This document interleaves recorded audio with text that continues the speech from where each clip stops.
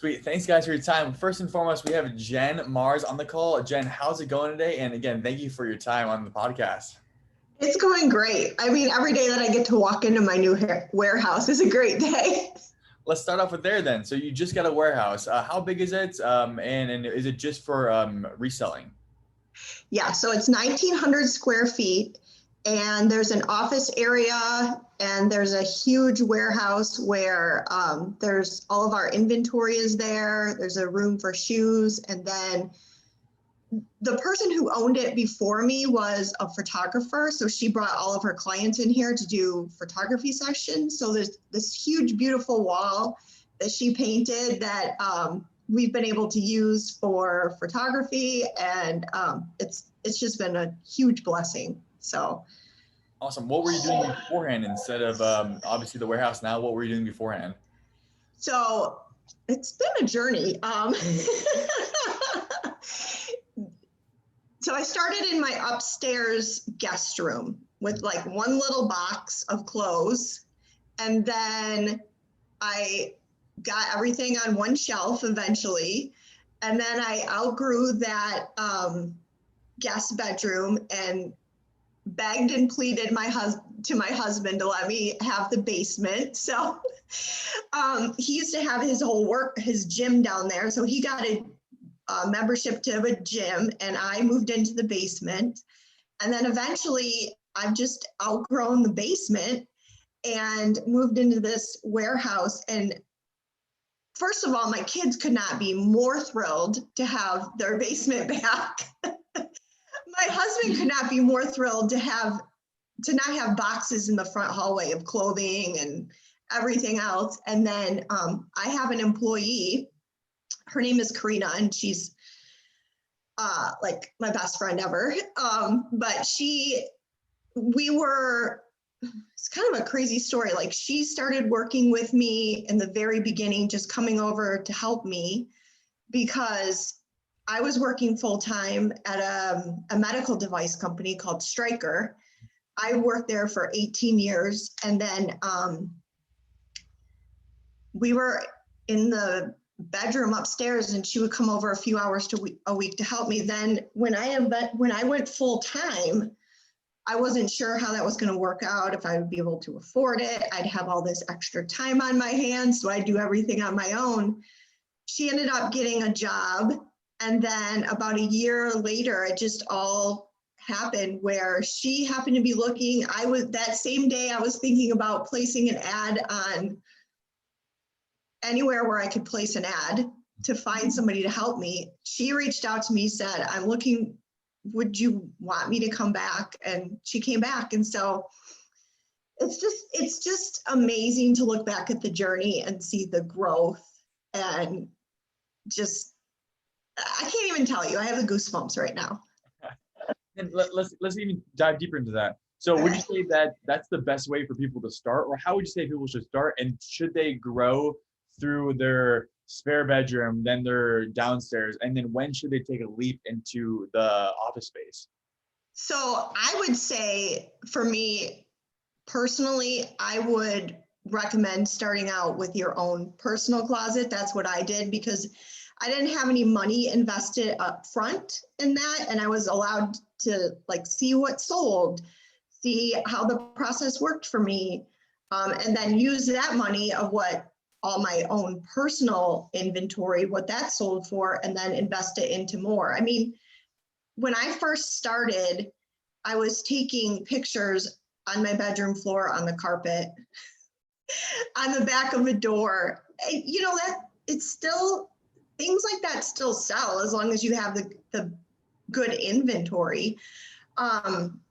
So I would say moving into the guest bedroom and then the warehouse, it was a perfect transition for me, because as I grew, then I got more money in my pocket. I could invest more into my business.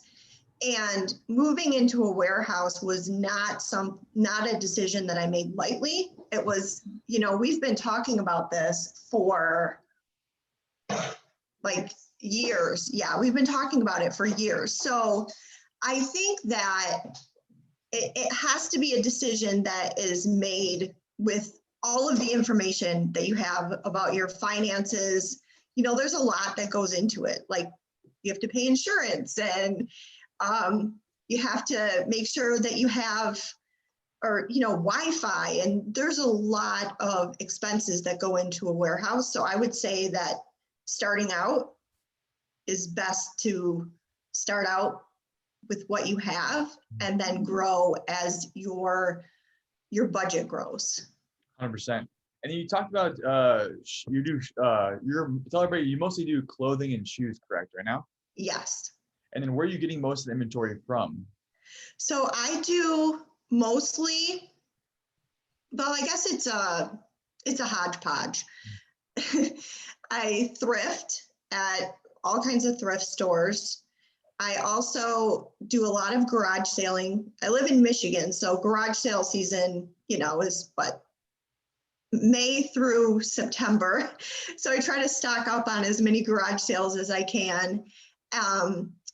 I have ordered pallets in the past, and that is one thing with this warehouse that I'm looking forward to doing again, but it was always so tedious because you had to unload the pallet, sort it all out in the garage, then take everything downstairs. And then Karina, who works for me, she would pick up the bins of inventory, bring it to her house, and then bring it back. It was just, we put pallets on hold for a while. It was a lot of work. So the other thing that I do is consignment. I also work with customers for consignment. And that has slowly been building over the years. And I will tell you, that has been a learning process also. As in, is it the back end legwork to do all the accounting, or is it just getting more clients? What was the learning curve on it?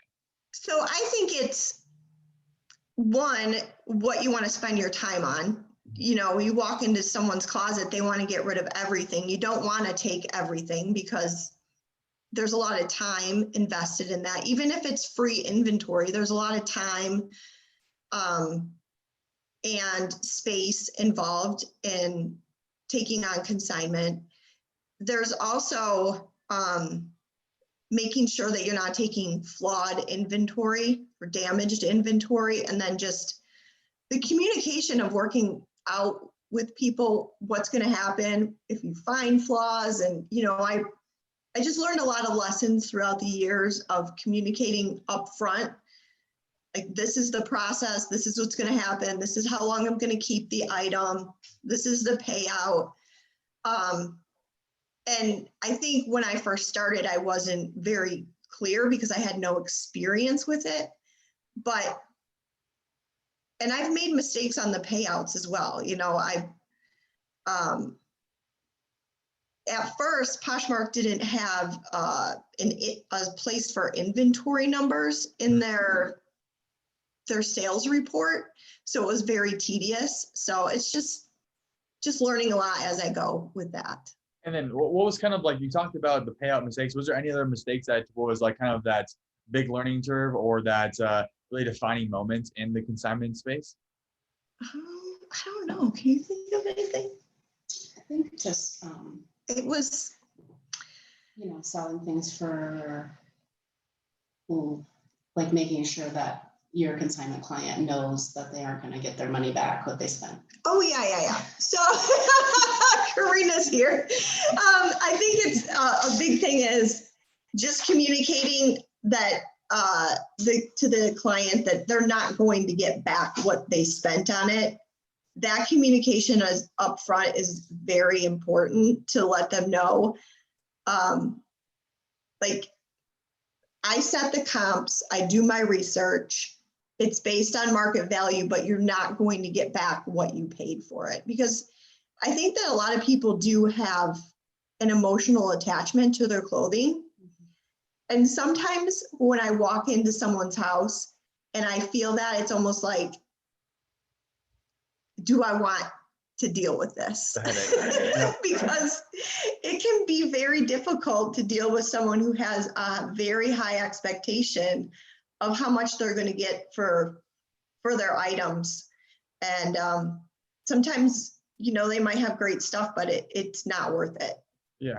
No, there's kind of a cool study that even goes, they did it on a coffee cup or coffee mug, where they gave like, oh, what's this coffee mug worth to you? And they go like 20, 30 bucks. And then they pull the average, the market, right? It's like $5. So anything that's attachment to the product, it's a lot harder. I did the same thing with the States. It's that connection to it. It's difficult. It's difficult. It is difficult because then I felt like I was setting prices based on my clients' expectations and things weren't selling. And then, you know, they're disappointed. I'm not doing them a very good service. So you really do have to communicate upfront about those kinds of things. 100%. And in terms of your kind of future, in terms of what you're looking for, are you trying to go more into the thrift, the garage sale, or consignment space? Or are you trying to keep that mixture of all three? I really like the mixture, and I would really like to do more pallets as well. I mean, I could see us actually doing less of the thrift, more consignment and more pallet. Okay. Only because my son, okay, so I have a 14-year-old, oh, she just turned 15.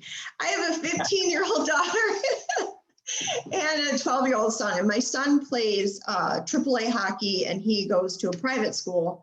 And so my time is very precious to me. So I was finding that, especially last year, when I was only sourcing around here at these thrift stores, I was feeling like I had to go to the thrift store every single day to get the amount of inventory that I wanted to list. Mm-hmm.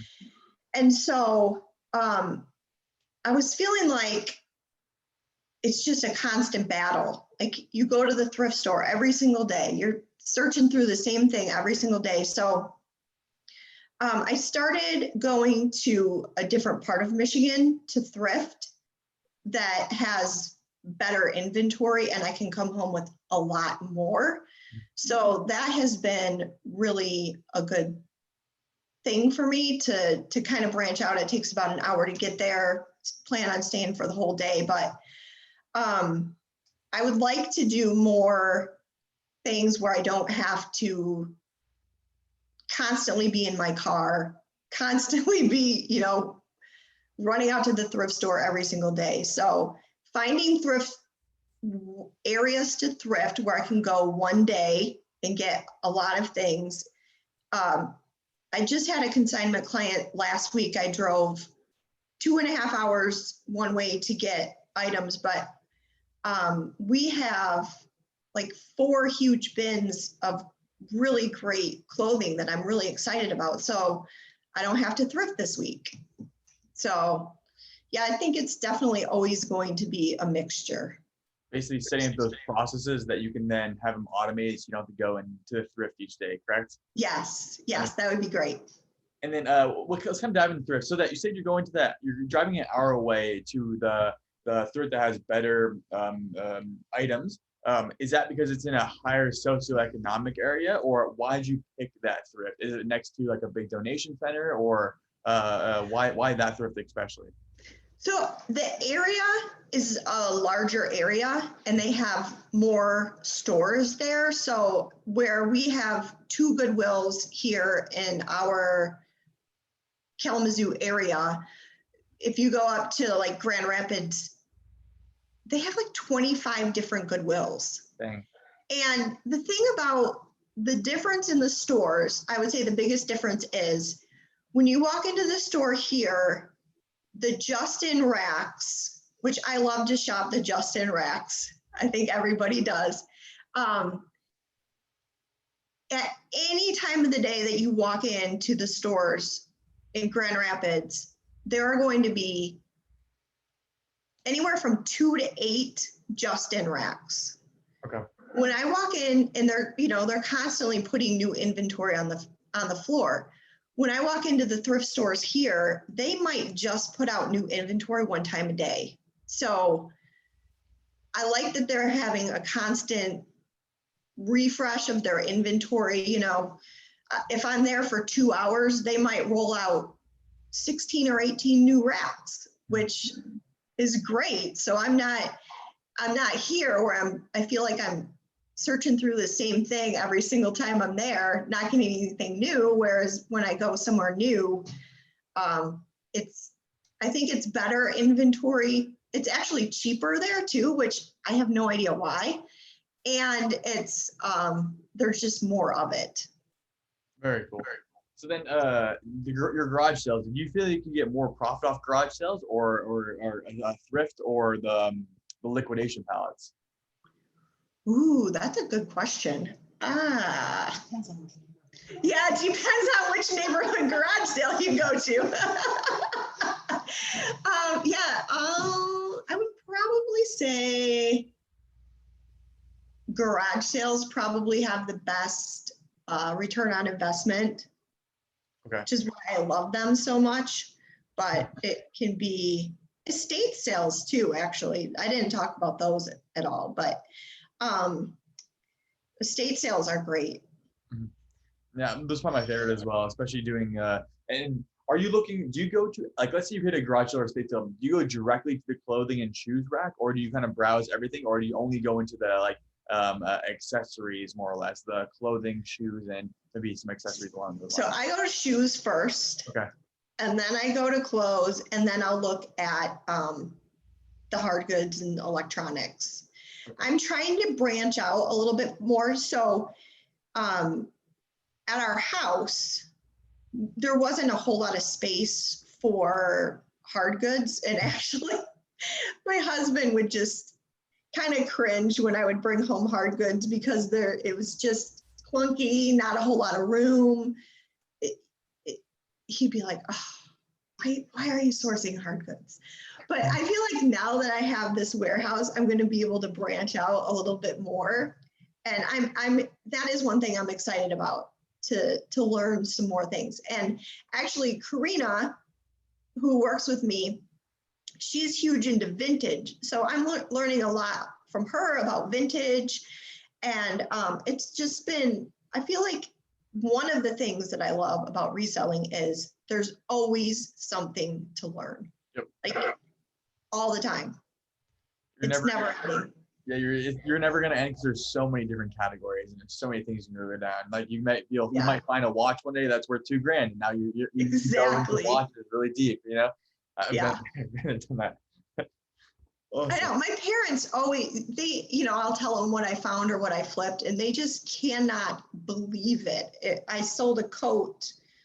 I bought it for $6 and I sent them, the sale that the little picture from Poshmark. They were like, I cannot believe, I think I sold it for $4.99 or something like that. They're just blown away by this. But it's so cool. And that was a label. I cannot even remember the brand name now. I'm going to have to look that up because it was an off-brand, or not an off-brand. It was a designer label that I had never heard about, but you look at the tag and you're like, I know that's worth something. Mm-hmm. You ever just see a tag and you're like, I know that is worth something. So it's just really cool to learn as you go. It has like quality. You can just like, if you've been doing it long enough that you can just like see the quality. You're like, this like makes me think. I gotta, especially for $6. Like even if you're wrong, like just go donate it afterwards. Exactly. And then you talked about your parents not like believing in terms of the value you get for these things. Do you think that people think that resellers are kind of like they don't, it's not a real job, or that it's like kind of a different thing to do, or what's your thoughts about reselling in general and how people perceive it? Well, I think that it is how you put it out there. So if you put it out there like, oh, I'm a reseller, I get things, but I am very confident about what I do, and I talk about it, and I'm like, I am making a living doing this. Like I think at first my parents were like, we sent you to college, you got your degree, you worked for an amazing company, which I did, but there was so much like flexibility and being home with the kids and all this stuff.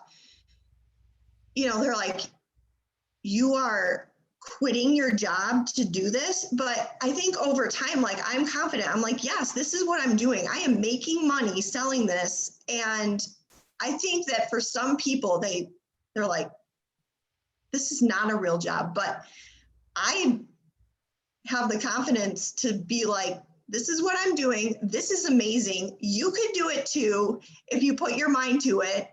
And I just think that, you know, you're always going to get haters like, Always. oh, you're selling trash on the internet or whatever, but we know the truth. We know the truth.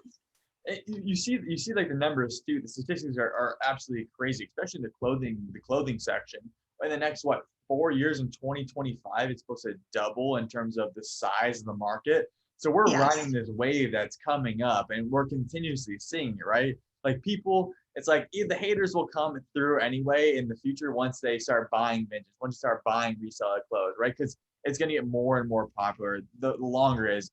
Sustainability aspects, the price aspects, everything across the board. Right. Yeah, there's always options. It's like you can't find a t-shirt from, you know. Yes. And then, so then the Striker. So did you learn anything that you took from Striker to reselling? Oh, well, I learned a lot about time management from Striker for sure. I learned a lot about how to work with others. And I think the biggest thing that I learned was my strengths and my weaknesses. So, and you know, they're really big on the Gallup Strengths Finder, and knowing yourself, knowing how you work with others, knowing how they don't call it weaknesses, they call it opportunities. How, you know, it's important for you if you have an opportunity to find someone to partner with who has strengths in those areas. And I think that's what's so interesting about the relationship that I have with Karina is that we are complete opposites. And when it comes to how we work, and, you know, she's super detail oriented, I'm not. So there's just so many different things. Like, I don't look at my weaknesses as I'm doomed because I have these things that I have to work on. No, I have to partner with people who are going to help me in those areas because I don't have to do it all. Mm-hmm. So I think that was probably one of the biggest things that I learned from their culture of really wanting to, you know, you to be able to work with others and just know your own strengths. It's a different mindset too. You see, like the people, like the haters mostly, right? Like their mindset's completely different. It's that mindset that you see it in a lot of entrepreneurs, right? Like it's what is it? It's I can't think of the name for it, but it's plentiful instead of not, right? There's so many opportunities, and as long as you, like you said, find the Karinas that work well with you, you can expand and really grow really quickly. Yes, yeah, that's really important, I think. And then we got a couple minutes left, but what's your best find and where'd you find it? And how much you buy it for, how much you sell it for too?